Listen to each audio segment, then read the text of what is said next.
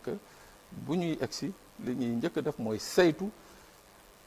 lii nga xam ne moo fi amoon ba jur li nga xam ne mooy ces morts là mais 15 mois après bu ñu ne ubbi nañu waat ou bien lancé nañu ay enquête moi je ne comprends pas yan enquête nañuy lancé parce que enquête yi amoon na fi ba pare waaw xëy na kay dañuy saisir de nouveaux juges d'instruction parce que loolu problème boobu indi na woon ci jamonoy amnistie bi indi na woon ñu ci bëri ñi nga xam ne pour les libérer c'était un peu difficile parce que juges yi il fallait ñu jël ay ordonnances waaw ay juges yi il leur fallait prendre des ordonnances renvoyer ko au procureur pour mun a xool nu ñuy libérer ñi nga xam ne dañ leen téye woon donc ça veut dire que tey ji peut-être lu ma mën a dégg mooy que on va saisir à nouveau des juges jox leen dossiers yi en tout état de cause je dis que daal dans la sérénité war na doon la nga xam ne bu ñu ko traité mun na jàppale tous les Sénégalais muy ñi nga xam ne ñoo ñàkk ñi nga xam ne mooy takk der yi ñi nga xam ne mooy magistrats yi et de manière globale Pape Sénégal gi yëpp xam ce qui s'est réellement passé parce que moi je dis que bu ñu toggee ci dëkk ba naan ci ay manifestations ay nit dee nañ ci il faut que ñu toogaat taxaw xool comment cela a pu se produire dans un pays comme le Sénégal et ce n'est pas la première fois ce n'est pas la deuxième fois donc il faut ñu taxaw donc relancer ces enquêtes là c'est une bonne chose maintenant attendons de voir qu'est-ce que ça va véritablement donner. mais am yaakaar ni ce sera pas une purge qui sera dirigée contre les FDS également. Écoute Pape. am na ñu ci am crainte boobu en tout cas. moi je suis d'avis que. je suis d'avis que dans ce genre de situation. situer les responsabilités d'où qu'elles viennent moo gën di jéem a tenter di cibler une entité. parce que c'est des responsabilités c'est pas une responsabilité hein c'est des responsabilités waaw c'est des responsabilités donc dañu xool lu ñuy situer toutes ces responsabilités là sanctionner quand il faut sanctionner mais bañ a rek daal di ne bon takk der yi la magistrat yi la lii la en tout cas c'est toute une chaîne de responsabilités il faut qu'on détermine ces responsabilités au premier chef les donneurs d'ordre ñi nga xam ne ñoo conceptualiser ces histoires là ba mu jural ñu lii nii loolu yëpp je crois que il faut qu'on ait le temps de revenir sur tout ça on a de bons et que quand bu enquête incriminée également nañ ko nangu nañ ko accepter. ah mais forcément Pape je dis que moo tax mën a je parle de damay ragal ñenn ñi taxaw na enquête am na enquête yi am nu mu taxawee ñu bëgg yëf yi taxaw wala moo tax je dis il faut situer toutes les responsabilités toutes les responsabilités waaw bu dee ñii tiire ñu xam ne ñoom ñoo tiire ñi leen sant ñu tiire ñu xam ci yan condition nañ leen sante ñu tiire ñi leen jox gànnaay ainsi de suite il faut aller au fond c'est-à-dire que lii rek moo mun a tax bu subaa beneen politicien qui qu'il soit du taxaw fii ne lii laa bëgg a def wala Badou bëgguma mu présenté wu wala Ndiogu bëgguma mu présenté wu ba mu jural ñu ay musiba c'est-à-dire que il faut que dès à présent ñu xam ku ci nekk lan nga def yoon naree dal sa kaw avec toute la froideur. d'accord alors Badou ndax jàpp nga tey jii nii lii dina dalal xelu Sénégal yi dina calmer ñenn ñi ndaxte ñu bëri ñu ngi ci jugoon nag ni voilà mënaguñ ñoo def dëj parce que affaire yi leeragul ndax jàpp nga ni yoon bi ñu commencé jël pour leeral yëf yi dina dalal xelu Sénégal yi un peu apaiser vraiment famille victime yi nga xamante ne boobu ba léegi ñu ngi souffrir. Un petit peu dans le sens de Pape parce que aussi bon c'est une affaire boo xam ni du ne dafa xew ci benn fan dafa nekk benn cycle dafa commencé fii les morts ne sont pas morts le même jour affaire boo xam ne y a eu 83 morts ci benn fan c'est la somme des morts somme d'événements ak yooyu yëpp moom moo indi tout cela moi je suis un médiateur et j'ai eu la chance d'avoir travaillé sur des dossiers yoo xam ni du Sénégal la xewee mais ailleurs xam nga fi ñu toll nii au Sénégal c'est-à-dire il y a eu effectivement épisode bi bu fâcheux entre 2019 la commencé juste après l'élection le jour même de l'élection de la proclamation des résultats là un chef politique génn ne nañu génn dans la rue le jour même de la proclamation des résultats je crois que c'est depuis ce jour que surenchère boobu commencé ba tey ji fi ñu taxaw nii et ça n'a pas arrêté bon alors léegi c'est-à-dire quel est le bénéfice pour un État bu amee cas yu mel nii c'est de faire marcher la justice je crois que mais noonu la demee woon que justice bi nit ñi d'accord ne bon voilà dafa doxe woon wet wala dafa doxe woon kii wala dafa waxe woon nii wala dara justice boobu moo fi nekkoon il ne faudrait pas que ñu xëy un jour que chacun veuille avoir sa justice c'est-à-dire que justice bi mu ngi fi woon ba jàpp ay nit ñu ne jàpp nañ combien de personnes ay ñi naan 2000 ñi naan lii ñi naan lële bon ñu ne jàpp nañ leen boobu temps kon justice bi mu ngi dox la justice et ses auxiliaires ñu ngi dox xam nga donc ñooñu fan lañ leen jàppee nu ñu leen jàppee lan lañ doon def lan lañ fa doon kii nu ñu def ba tiirante machin et tout ça c'est là où il faut situer effectivement les responsabilités des uns et des autres et de l'État parce qu'à un moment donné les gens se sont dit que l'État avait failli dans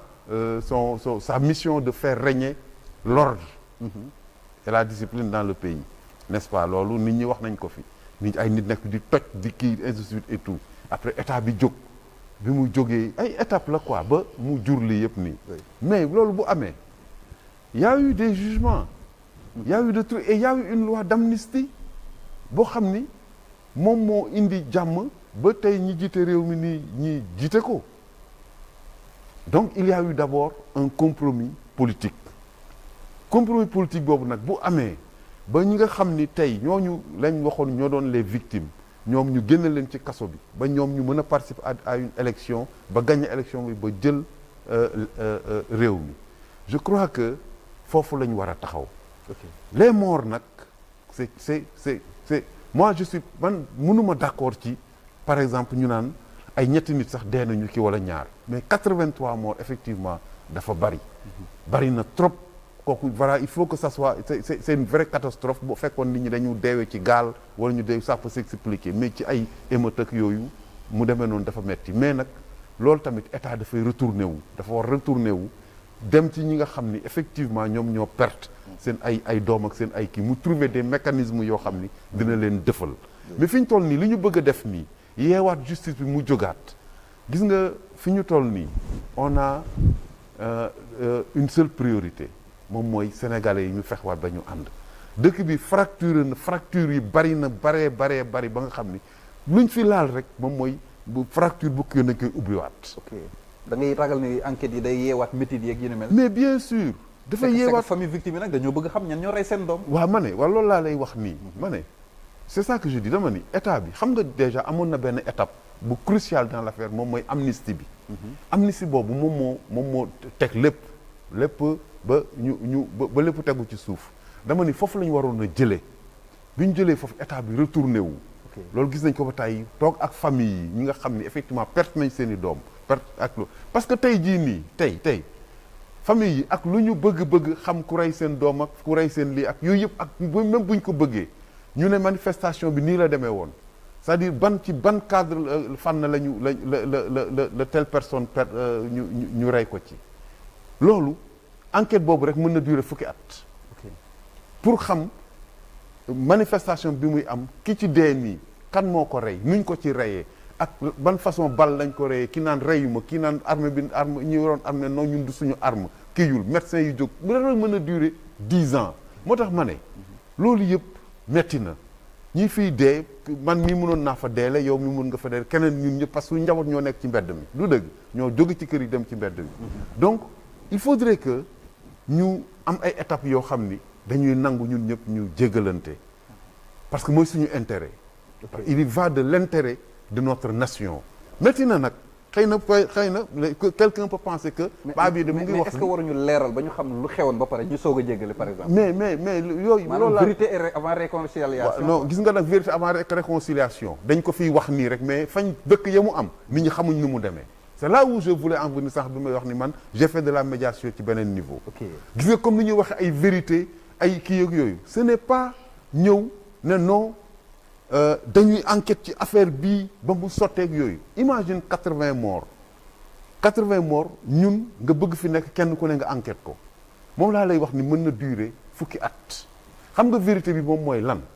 quand on dit dans ce cadre là de la médiation que vérité bi nañ ko wax moom mooy que ay nit toog à un sommet bu kowe ne justice bi toog police bi gendarmerie bi force de l'ordre yi toog gouvernement bi toog ak affaire ak ses représentants ñu ne bon écoutez lan moo xewoon jour boobu gars yi waxtaan ci affaire boobu ne jour boobu day tel moom moo woote woon bi mu wootee et de suite ñooñu wax a wax bu police ne non ñun dem nañ fa mais wax dëgg yàlla jour boobu bu ñu fayu dóorul woon bal dinañ ñu rey wala yooyu wala ñu ne ñun defuñu wala et de suite niveau boobu lañ koy régler c'est à ce niveau là que la ñuy teg la vérité des faits pour pouvoir prendre des décisions yoo xam ni ëllëg bu police di dem maintien de l'ordre dañ xam nu mu fay demee bu ñeen aussi di manifester ñoom aussi dañ xam nan la ñuy wootee mais du affaire boo xam ni dañuy ñëwaat wàcc ci suuf kenn ku nekk di ci wax parce que du jeex d'accord mais tuuti rek tuuti non Badou li mu wax dafa am solo mais c'est que Badou justement soo gisee enquête bi côté judiciaire bi nit ñi taxaw ci mais parce que vérité boobu nga xam ne kilifa yi ñoo waroon toog waxtaanu saytu xool vraiment ce qui s'est passé mën a comme ni nga ko waxee dalal askan bi loolu bu amul mais les gens chacun moi par exemple man je me dis que j'ai 2 neveux yi nga xam ne kenn ki moom 12 ans la am il n'a rien à voir dans ces histoires kër ga la toog di jàng ñu dóor ko balu fetal mu dee ci biir kër gi keneen ki yaay ji yónni ko mu génn di dem ñu dóor ko bal donc loolu je dis que tey moi j'ai envie de comprendre qu'est-ce qui s'est passé tey nag bu doon à un certain niveau yëkkati nañu affaire bi maanaam situer les responsabilités foofu laay waxee les responsabilités d'accord ok ku ci nekk nangu ni que man maa def lii parce que tamit dafa am la nga xam ne daf fi amoon c'est encore tout frais dans la mémoire des gens bi mbir mi amee muy parti au pouvoir mooy parti opposition ku ci nekk bu mbir mi amee da nga doon déplacé wu dem seeti les familles des victimes ku ci nekk parti bu ci nekk di dégager responsabilité waaw tey bu ñu demee ba nga xam ne tey lépp dal na la meilleure chose moo doon cette vérité là mooy ñu xool d'abord woo force de défense et de sécurité yi woo les différents acteurs à un niveau où man duma fa àgg yow doo fa àgg keneen du fa àgg ñu toog situer les responsabilités ku ci nekk wax déterminer moom le niveau de sa responsabilité dans ce qui s'est passé et cette responsabilité première elle est politique politiciens yi nga xam ne ñoo doon jéem a créer benn climat à côté am ña nga xam ne également mooy les gens yi nga xam ne tout le temps ce qu'on appelle soit état profond ou mais moi je les appelle mooy les courtiers de l'état mooy ñi nga xam ne bu nguur toogee ñoom ñooy insister di dugal souvent le pouvoir ci ay erreurs naan ko non Pape boo ko deful nii Badou boo ko deful nii Badou boo ko téye nii ainsi de suite yooyu yëpp parce que yooyu yëpp dafa jouer ci ce qui s'est passé yaa ngi koy wax ne que 2019 la mbir mi commencé mais ñii doon wax nañu marche nañu wàcc ci tali bi 2019 mais quelques mois après ñoom dañu dem toog ak dem toog de l'autre côté waaw ñu jox leen. Pape gis nga yow. affaire pourtant da nga ko wax ba mu jeex. waaw dama wax ba mu jeex. c'est-à-dire di nga ko waxee ba mu jeex xam nga mooy lan. moom mooy que responsabilité yëpp yi ci yëpp ñëpp am. donc loolu c'est là nag le plus important. c'est-à-dire que kon tey bu fekkoon dañ doon topp di jël dossier yi benn par benn ñuy xool da ngay xool kon responsabilité yëpp parce que xam nga am na kii moo tax loi di wax homicide involontaire. di wax da nga nit dee dawal otoom sax mbëkk nit mu faatu ñu yóbbu police denc pourtant amuloon intention rey amuloon nii ab kii dara mais xam nga loi demee noonu homicide involontaire maanaam nga bëgg a jëlaat nag yooyu c'est là où li ma doon wax sànq nga bëgg a jëlaat affaire boobu dossier par dossier di xool naka la demee ma ne la gis nga loolu 10 ans mën nañu fi fekk d'accord 10 ans mën a fekkaat fii parce que boo wooyee bal bi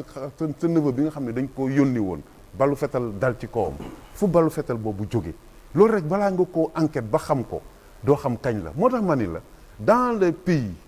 où dafa am ce genre de mécanisme là comme au Rwanda ce qui s'est passé comme en Afrique du Sud ak yooyu dafa am benn commission boo xam ne dafay kowee commission boobu nag daf koy def les gens vont reconnaître chacun ba ñu xam ne lii faute police la lii faute kii la mais nag du affaire boobu du nekk affaire boo xam ni dañuy génnaat ci mbedd mi naan bon voilà tel lii moo ko rey lii moo ko lii mais état dafay jël la responsabilité globale de tout cela au nom de quoi au nom d'un intérêt majeur boobu moom mooy lan moom mooy bu ñu yeewaatee lii fitna la ñuy indil boo xam ni xëy na dinañ xam heure bi mu commencé mais duñ xamaat heure bi muy jeex. moo tax ma ne la nag li nga wax noonu. effectivement c'est une très bonne solution. mais bu amul. mais finalement ñun on est obligé daal di dem yeewi justice ñun les Sénégalais. c'est-à-dire bu dee l'État n'a pas pris ses responsabilités. mais la justice est partie prenante. de ça aussi bu ko fàtte. la justice. ni ñu mën a jiiñe alkaati bi rey na wala ñu jiiñe ne kële moom moo rey ak noonu lañ koy jiiñe moom aussi donc c'est une affaire globale qui remet en cause énormément de choses énormément de choses alors man fi ma bëggoon pointer rek mooy est-ce que narul am ay obstacles par rapport ak enquêtes yi ndax ñooñu bañ leen di suul defoon nañ autopsie ndax amoon na ay expertise balistique buy wane ne kat bal bi ñu fekk ci yaramu diw mi ci ban fetal la jóge maanaam ndax enquête bi nar am ay obstacle de fait yoo xamante ne déjà daf ciy am pour mbir mi mën a leer nañ carrément. waaw man de ci dossier yi nga xam ne man topp naa ko. li ma topp laa wax de et là au passage je remercie l'ancien procureur de Ziguinchor. et l'ancien procureur de Kolda. parce que dossiers yi nga xam ne man dama ko topp.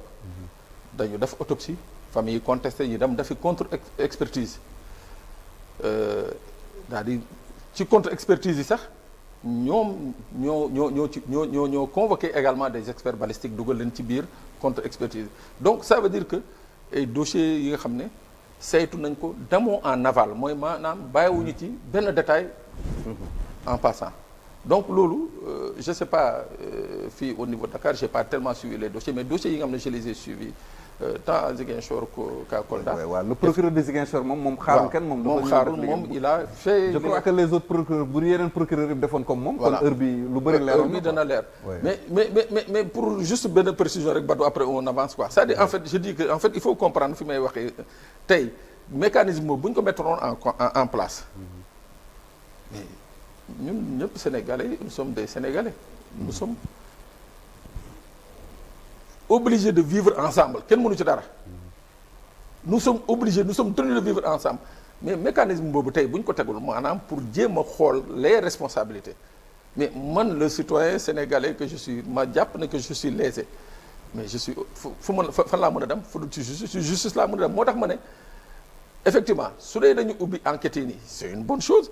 mais ça aurait été une meilleure chose bu doon dañu teg ay mécanismes yi nga xam ne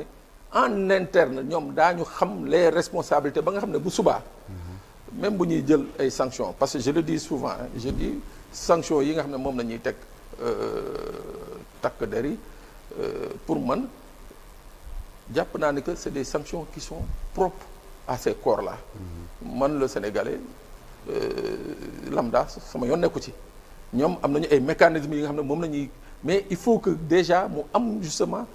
loolu nga wax noonu mooy mécanisme boobu nit ñi toog se regarde dans le blanc des yeux déterminer la responsabilité de tout un chacun bu ñu ko defee ba pare nag daal di approché wu ci les familles des victimes voilà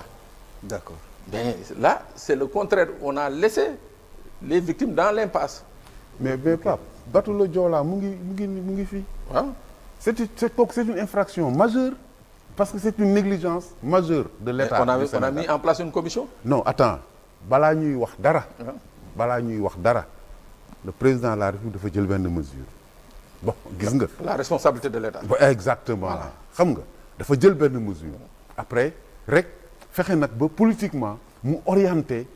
tu vois débat bi ci victimes yi ak nan lañ leen di jëlee en charge nan lañ leen di fayee nan lañu mënuñ leen fay sax mais nañ leen di defale nan la ñu jëlee pupille de la nation na ainsi de suite ba ñi ci doon wax sax affaire u nañ dem France nañu situer responsabilité na maam booy nu mu tuddati maire bi